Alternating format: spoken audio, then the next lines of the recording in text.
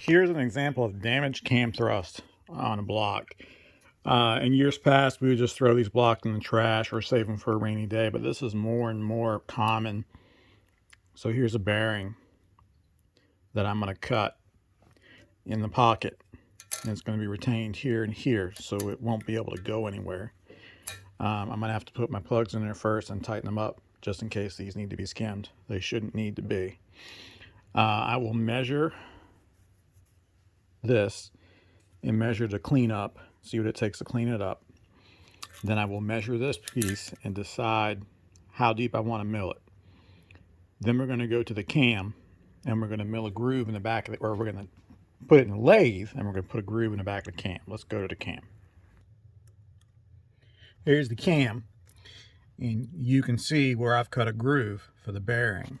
I've just cut a groove wide enough to grab the race, and it locates it. There's very little thrust on it, so it just needs, light pressure to hold it in place. That's going to hold it in place, no problem. And you can see I'm still left. You can see the damage on the thrust right there. Not bad, but it's got a little damage. You can see I'm still left with a large surface if I was to use this cam in an undamaged block. If I oil that directly with pressure or in some other way, chances are I could prevent this. It used to be a non-issue, but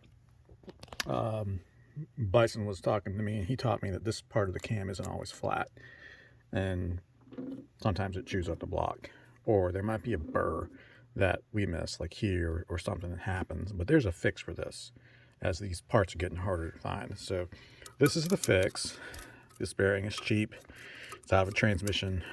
You just have to do some math, and when I cut the block for it, I will go ahead and make another video then, but it'll be a two-part video. This is, an unobtainium Austemper roller cam, so we certainly don't want to throw it in the trash because there's nothing to replace it with. And I don't have to deal with a billet cam as well.